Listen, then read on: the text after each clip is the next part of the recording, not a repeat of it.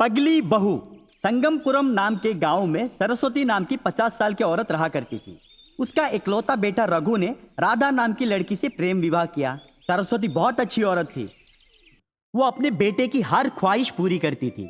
रघु शादी करके जब घर लेकर आया, सरस्वती ने बिना रोक लगाए अपनी बहू राधा को धूमधाम से स्वागत किया।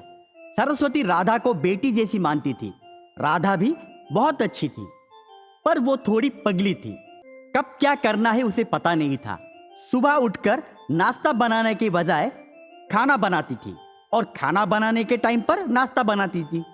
राधा की ऐसी स्वभाव देखकर सरस्वती को उसके ऊपर तरस आया। एक दिन सरस्वती आकर राधा से, बेटी राधा, आज हमारे यहाँ मेहमान आने वाले हैं। उनकी खातिरदारी में कोई कमी नहीं होनी चाहिए। खास तौर पर वो लोग तुम्हें देखने के लिए आ रहे, और तुम अपने हाथों से स्वादिष्ट खाना बनाकर देना। याद रखना, इस सरस्वती का लाज अब तुम्हारे हाथ में है बेटी। तुम्हारे खाने के स्वाद से वो लोग उंगलियां चाटना चाहिए। इतना कहकर सरस्वती वहां से निकल गई। सास की बात उसे आधा ही समझ में आई।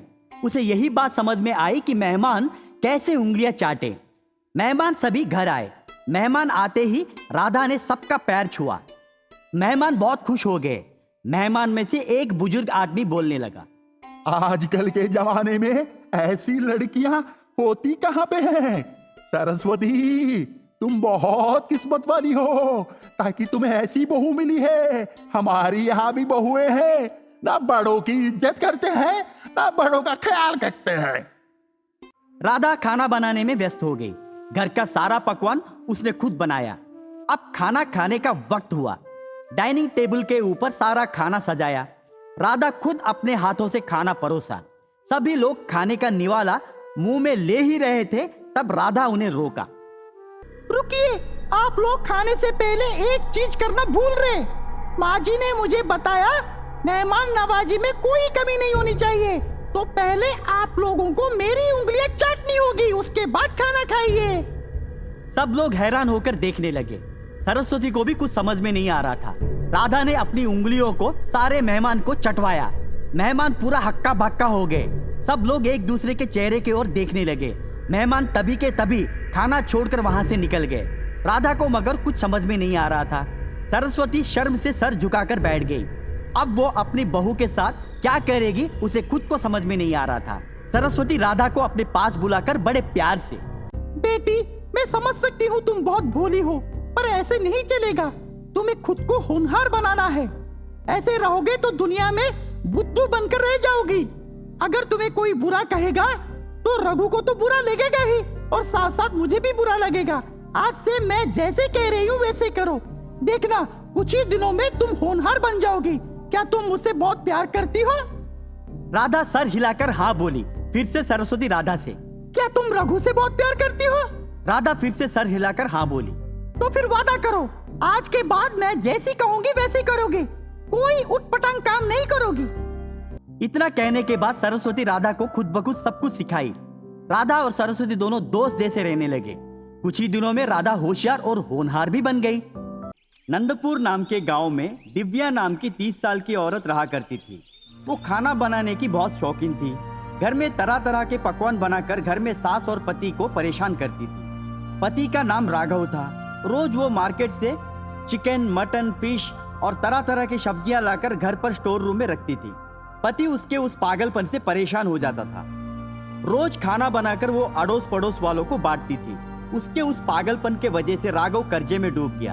एक दिन वो आकर दिव्या से, मैं तुम्हारी इस पागलपन से परेशान हो गया हूँ। मैं पूरी तरह से कर्जे में डूब गया हूँ। तुम चिकन शॉप में, मटन शॉप में, दुकान में, हर जगह पर मेरा नाम कहकर कर्जा उठा रही हो। वो लोग आकर मुझे परेशान कर रहे हैं। तुम ऐसे ही करते जाओगे तो एक दिन मुझे खुदकुशी करके मरना होगा। सोच लो एक बार। अरे ये क्या बात हुई? खाना बनाकर बांटना तो पुण्य का काम है। मैं तो आपको पुण्य कमा के दे रही हूँ, और आप है कि मुझे डांट रहे हैं। देखते जाइए, एक दिन पूरे गांव वाले आके आपको सम्मान करेंगे। हमारी वजह से आजू बाजू वाले खाना तक नहीं बना रहे। वो लोग रोज मेरे हाथ का खाना खाकर आपको दुआएं दे रहे। भगवान आपका भला करेगा, आप फिक्र मत कीजिए। अरे पगली, भगवान भला क्या करेगा? कर्जे में जो डूब गया हूँ वो भगवान आकर वो कर्जा नहीं चुकाएगा। तुम तो मुझे मारने पर तुली हो। मेरी बात मानो, ये पागलपन छोड़ दो। पूरे गांव के सब्जी और चिकन मटन तुम ही खरीद रही हो। मैं कर्जे में डूबता जा रहा हूँ और गांव वाले तुम्हारे हाथ का खाना खा के मजा उठा रहे हैं। ये तुम्हें आखिरी चेतावनी है। इतना कहकर राघव वहां से निकल गया। राघव का इतना कहने के बावजूद दिव्या के अंदर कोई बदलाव नहीं आया। दिव्या वैसे ही रोज सामान लाती थी और गांव के हर घर में बांटती थी। राघव की माँ को राघव की हालत देखकर तरस आई। ऐसा ही चलता जाएगा तो एक दिन राघव पागल हो जाएगा या फिर खुदकुशी करके मर जाएगा सोचकर वो डर गई। उसके दिमाग में एक उपाय सूझा। राघव की माँ मेडिकल शॉप जाकर पेट में दर्द और उल्टियां होने की दवाई खरीदी। जब दिव्या खाना बना रही थी तब उसके पास आकर राघव की माँ प्यार से, बहू, सच में तुम्हारा हाथ का खाना तो लाजवाब है। खामखा मेरा बेटा तुम्हें डांट रहा है। मुझे तो तुम्हारे हाथ का खाना इतना पसंद है कि पूछो ही मत। मैं तो खाते वक्त उंगलियां भी चाट लेती हूँ। सास की बात सुनकर दिव्या खुश हो गई। माँ जी, आप सही कह रहे। कौन समझाएगा उनको कि मेरे हाथ का खाना लाजवाब है। पूरे गांव वाले मेरे हाथ का खाना खाकर तंदुरुस्त हो रहे। माँ जी, आप ही समझाइए आपके बेटे को। मैं तो समझा समझा कर थक गई हूँ। अच्छा बेटी, तुम जाकर मेरे लिए एक लस्सी बनाओ। तुम्हारे हाथ का लस्सी पीने में मजा ही कुछ अलग है। दिव्या खुशी खुशी जाकर अपनी सास के लिए लस्सी बनाने में व्यस्त हो गई। तभी उसी वक्त राघव की माँ ने खाने में दवाई मिला दी। हर रोज की तरह दिव्या वो खाना गांव में बांट कर आई और गांव वाले रोज की तरह दिव्या के हाथ का बनाया खाना खाए और पूरे गांव वाले अस्पताल में भर्ती हो गए। खाने में कुछ मिलाया सोचकर गांव का सरपंच और गांव वाले सभी दिव्या को मारने वहां पर पहुंच गए। गांव वाले सभी आकर जब दिव्या को मारने लगे तब दिव्या का पति राघव आकर उसे बचाया। आगे से कभी खाना किसी को दिए तो इस गांव से निकाल देंगे कहकर धमकी देकर सरपंच चला गया।